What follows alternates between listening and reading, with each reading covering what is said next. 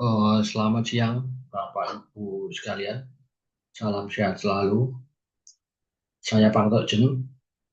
Pada sesi kali ini, saya akan membahas IPO Hunter dengan kode emiten PJHB, PT Pelayaran Jaya Hidup Baru, TBK. Seperti biasa, saya bagi menjadi tiga bagian. Yang pertama adalah detail IPO, kedua fundamental, dan yang terakhir adalah valuasi.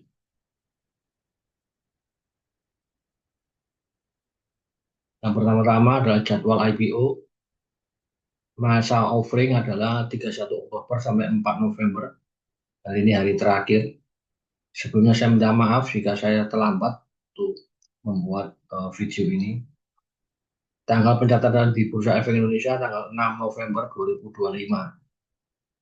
Sebagai penjamin emisi efek adalah Pilar Mas Investindo Sekuritas.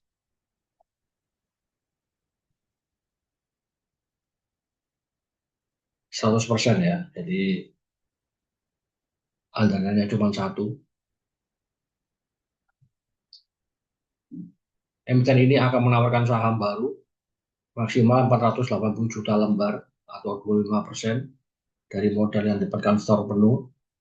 Nominal Rp50, harganya adalah Rp330 per lembar. Sehingga nilai penawaran umum ini sebesar Rp158 miliar, belum dipotong dengan biaya emisi ya.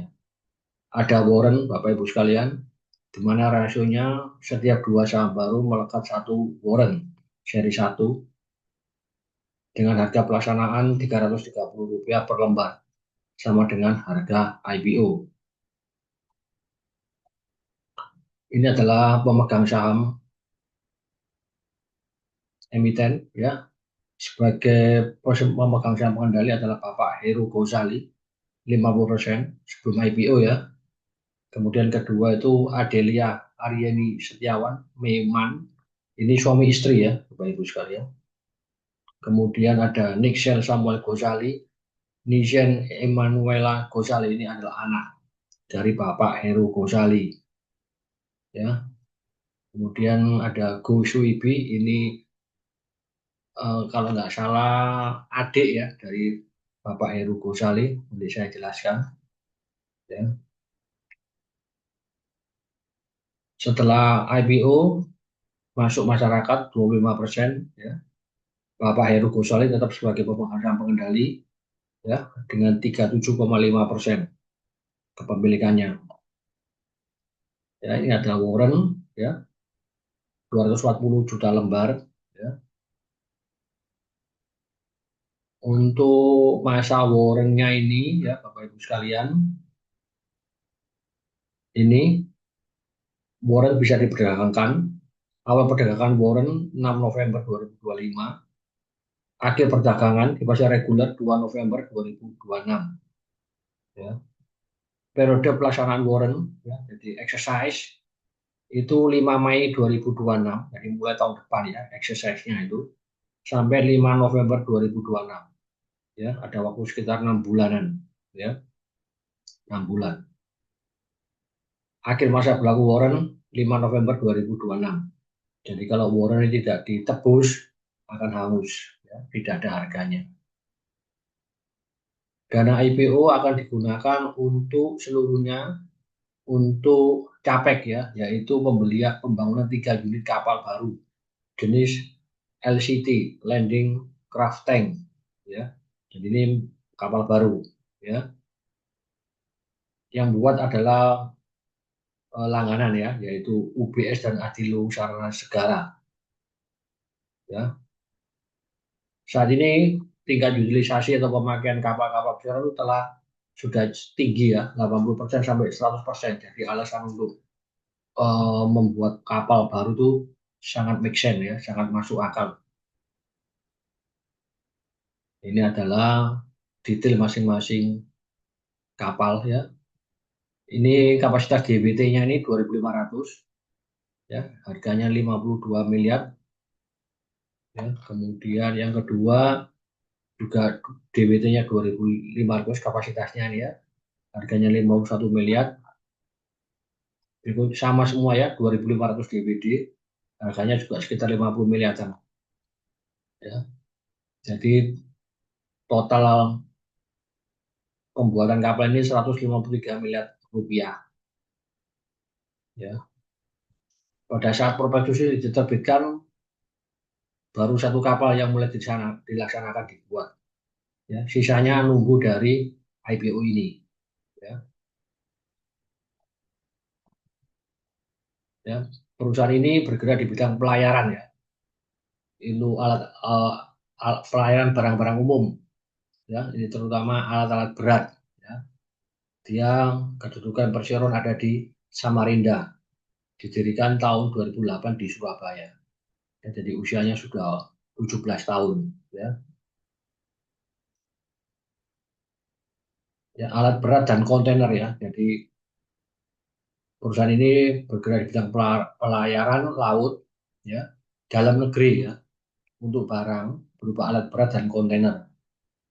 Ya, seperti dia melayani untuk industri petroleum, alat berat sektor pertambangan, perkebunan ya. Contohnya dump truck, eskavator, ya, mesin pabrik, pembangkit tenaga listrik, boiler, pipa ya. Jadi itu adalah barang-barang yang dibawa. Ya, komposisi karyawan kontrak 56 orang, tetap 13 orang ya. Jadi nggak nggak banyak. Ya, jadi totalnya 69 orang. Kalau berdasarkan jenjang manajemen, sebagian besar itu adalah ABK, awak kapal ya. 55 orang dari 69 orang. Ya.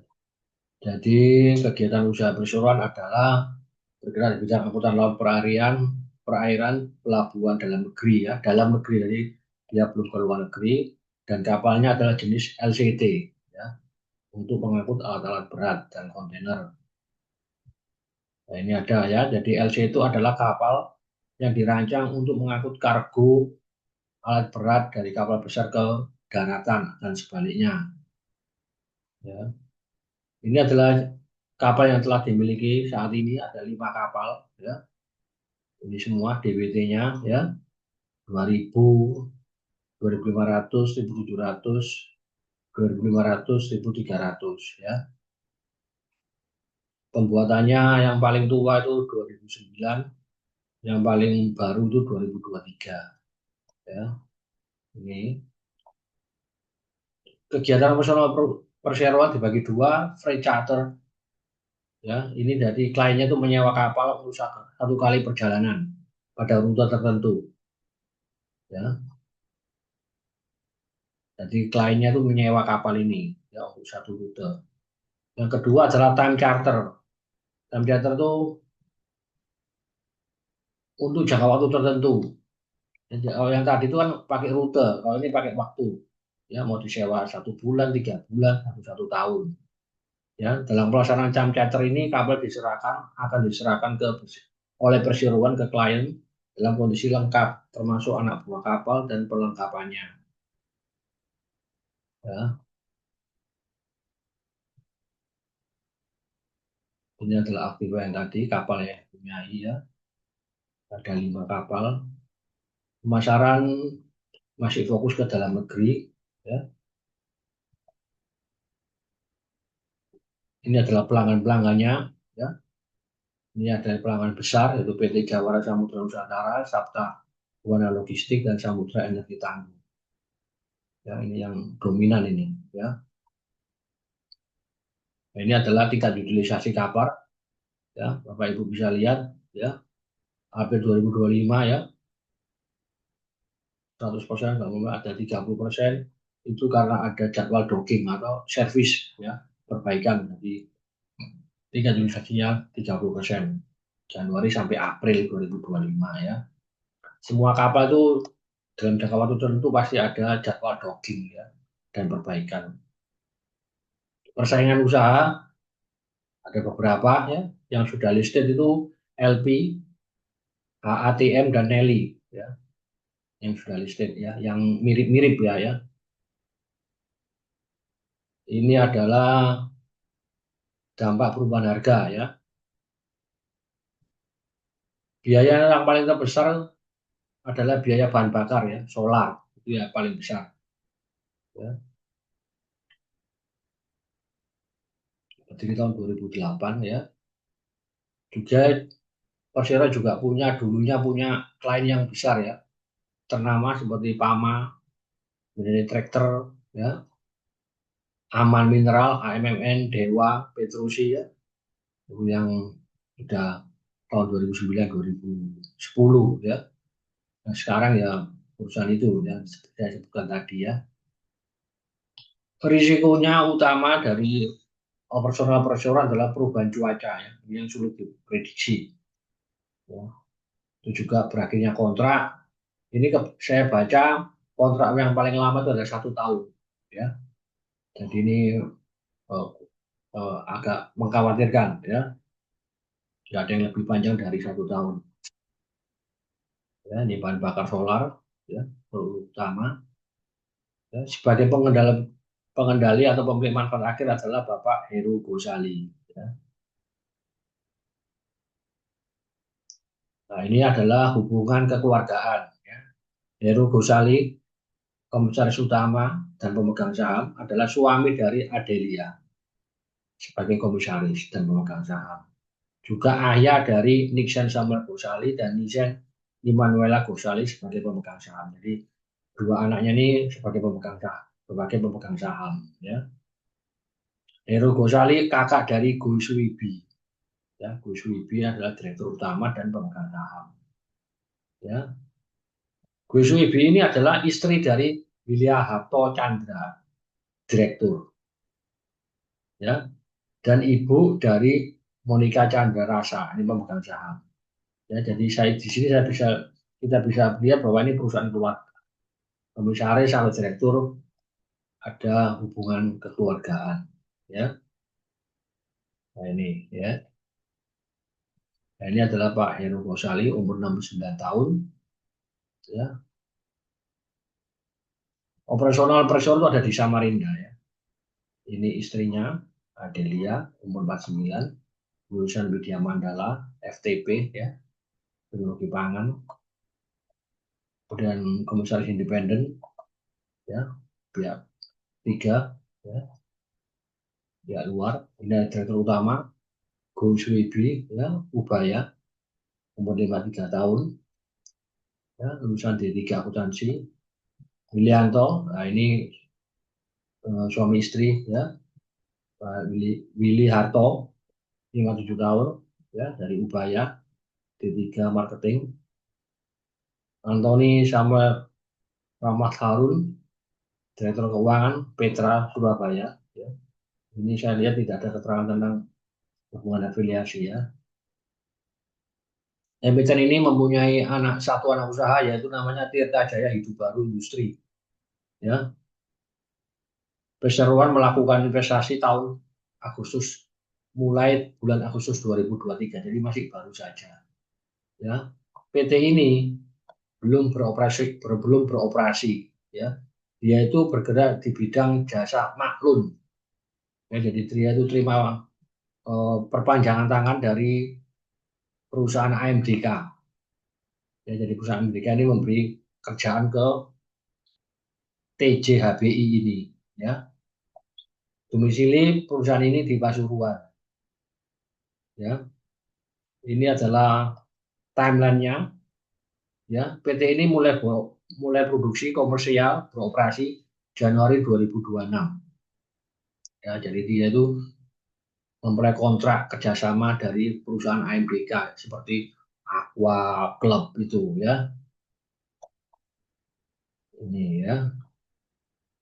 Cuman asetnya nggak besar, cuma 9 miliar rupiah ya per 30 April 2025. Ini perusahaan nggak besar ya, kontribusi juga belum ada ya.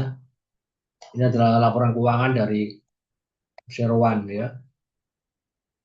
Asetnya 165 miliar rupiah ya untuk perusahaan kapal pelayaran ini ya. Utangnya sangat kecil, hanya 5 miliar, sehingga modalnya besar ya, 159 miliar. Karena ada peningkatan modal yang ditempatkan store penuh ya menjelang IPO ini. Ya, omsetnya 30 April 2005 18 miliar ya, nggak besar ini ya. Laba kotor 8 miliar, laba usaha 6 miliar, laba sebelum pajak 6 miliar, laba bersih setelah pajak 6 miliar ya. Jadi ini perusahaan saya bilang skala kecil menengah ya, menengah kecil ya. Masuknya ke papan pengembangan ya. Kalau kita lihat omsetnya ya, Bapak Ibu sekalian ya. Kita lihat omsetnya, lihat ini dari tahun 2022 cenderung flat sampai sekarang ya, cenderung flat semua ya.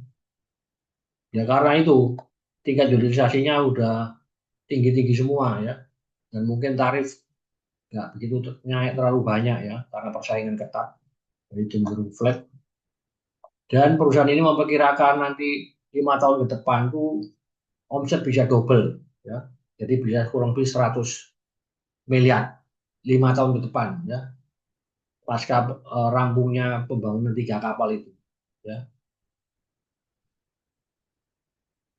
Jadi tahun tambah 5 berarti tahun 2030 ya omsetnya bisa 120 miliaran ya. Ini ya. Jadi pendapatan flat saja ini ya juga karena ini ada docking perawatan ya, ada docking dan perawatan ya. Kemudian kalau kita lihat ada aktiva tetap ya. Apa dulu lihat coba di sini. Kita lihat di neraca ya. Nah ini di neraca. Nah sebelah sini ya ada kenaikan yang fantastis sekali. Saya juga kaget ini. Ya aktiva tetap. Akhir 2024 61 miliar. April 2025 145 miliar. Ya, fantastis naiknya. Ya 90 miliar. Ada apa nih saya pikir ya. Ternyata Bapak Ibu sekalian. Kenaikan ini karena revaluasi. Ya aktiva tetap. Jadi nggak ada barang. Cuman direvaluasi nilainya. Ya, saya pikir itu ada penambahan kapal, ternyata bukan. Ya, jadi kapal tetap 5, ya, nilainya naik tinggi karena direvaluasi, ya, karena mungkin dia dulunya beli kapalnya murah, terus sekarang dinilai mahal, ya, sehingga ada revaluasi kapal ini, ya. Ini cuma one time aja ya. Ini segmen operasinya, ini kapalnya ya.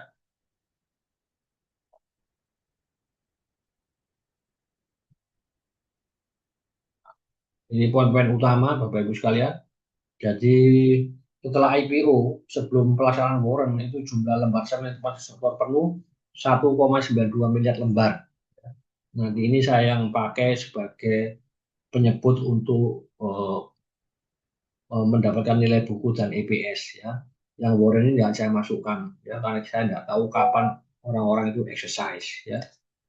Ini ya. Jadi dana yang akan diraup lewat IPO ini 92% dari total aktiva, sangat-sangat besar sekali ya. Dia nanti dapatkan dana itu sekitar 152 miliar rupiah ya, asumsi biaya emisi 4% ya, sedangkan total aktifanya itu 160 miliar. Ini saya kurang suka nih ya. Terhadap total ekuitas 96% ya, jadi dananya cukup besar sekali ya. Yang saya suka ini penggunaan dana bagus untuk capex ya, semuanya untuk bikin kapal ya. Terus kemudian kelas kecil menengah ya, solar, punya satu anak usaha, tapi bisnisnya tidak sejalan dengan induknya ya. Kredit itu tidak ada, Bapak Ibunya juga kaget. Kredit berbank ini tidak ada. Ya ini bisa punya dua persepsi. Yang pertama atau dia itu manajemennya sangat prudent, takut akan bunga. Atau yang kedua nggak bankable. Ya, ini adalah analisa fundamental ya. Untuk tahun 2024 GPM-nya 40% itu menurut saya baik. UPM 31%, NPM 31%, ROE 20% ini baik semua ya untuk 2024. 2000 25, wah ini belum saya ganti ya. 30 April 2025, maaf Bapak Ibu. Ya, GPM-nya 44%, hampir sama. 33% juga hampir sama. NPM juga sama. ROE-nya yang jeblok.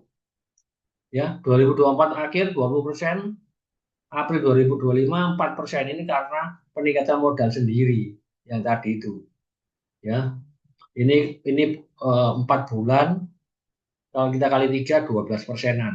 Ya, masih bagus lah. Ya, DER-nya 3%, sangat baik. ECR, ya, coverage bunga utang itu 6.000 kali, sangat baik ya, karena dia kan nggak ada utang bank ya, banyak utang usaha. DCSCR-nya apa tuh, kemampuan untuk mengcover utang, semua utang itu 2,45 kali moderat. Jadi secara umum fundamental perusahaan ini tuh baik ya, baik. Bagaimana dengan valuasinya? Ya, karena saya bikin 2027 itu asumsi saya semua kapal sudah selesai ya, itu revenue-nya bisa 75 miliar, ya, naik hampir 50% ya dari tahun-tahun sebelumnya. Asumsi NPM 30% sama seperti tahun sebelumnya, ketemu net profitnya tahun 2027 23 miliar, ya 23 miliar. Sedangkan April 2025 6 miliar, kali 4 24-an ya. Itu EPS-nya 12 rupiah ya, 12 rupiah. Sehingga dengan harga 330 pernya itu 27,5 kali. Nggak murah ya, tidak murah ya, jauh dari angka 10 kali ya. Book value-nya 163 rupiah, sehingga PBV-nya 2,02 kali. Jadi perusahaan ini baik, tapi valuasinya mahal. Saya nggak rated dan perusahaan kecil. Ya, ini adalah perbandingan LP, HATM, Nelly. Lihat aktivanya. Yang lain tiga ini jumbo semua, triliunan. Ini cuma 125 miliar, perusahaan kecil. Ya, dari fundamental, ROE lebih bagus yang lain. Ya, OPM-nya dia yang paling tinggi untuk B. PJHB paling tinggi 33%. Ya, valuasi Nelly malah di bawah 1 kali book value-nya. Yang lain di bawah 2 kali, dia 2. Ya, PI juga sama, dia 20-30 kalian, yang lain 10 kalian. Ya, Nelly 3 kali. Ya, valuasi kapitalisasi pasar dibagi total aktiva, dia paling tinggi. PJHB 3,8 kali. Nelly cuma 0,6 kali. LPHTM di bawah 1,5 kali. Ya, jadi kapitalisasi pasar dibagi dengan aktiva. Jadi market cap-nya nanti BJHB ini pada harga IPO itu 634 miliar rupiah, dibandingkan dengan LP hampir 4 triliun. Ya, nah, ini adalah poin-poin yang saya suka dan tidak suka. Ya, yang saya suka seluruh dana untuk capex, harga IPO sama dengan batas atas ya, dari harga building, waktu building itu 310 sampai 330. Tetapi waktu IPO ditentukan 330 sama dengan batas atas. Ini sentimennya positif. Ya, tingkat hilirisasi juga tinggi, tidak punya utang bank. Apakah tanda-tanda prinsip kehati-hatian manajemen? Ya, yang saya tidak suka, nilai IPO lebih dari 90% dari nilai total aktiva dan ekuitas. Ya. Jadi dia tuh raudanya tuh terlalu besar, ya nggak sebanding dengan kondisi fundamentalnya sendiri. Ya, harga perusahaan Warren sama dengan harga IPO ini kok rasanya kok nggak ada rasa optimis ya.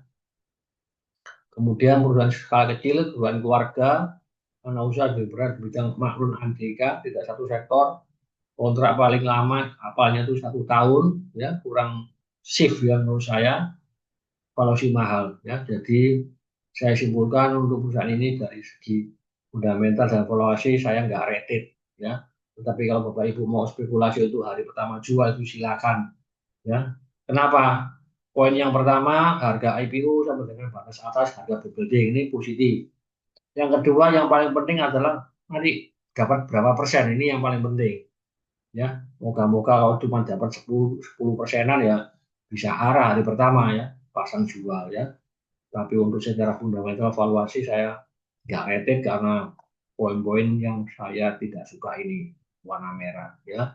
Bapak Ibu sekalian, pelajari dulu sebelum membeli dan menjual ya. Disclaimer on ya, Bapak Ibu sekalian. Terima kasih atas waktunya ya. Saya minta maaf jika ada kata-kata yang kurang berkenan ya. Kalau ada pertanyaan silakan bisa DM saya langsung. Bukan ya. Salam sehat selalu. Tuhan memberkati kita semua. Saya izin untuk live ya Bapak Ibu sekalian. Terima kasih.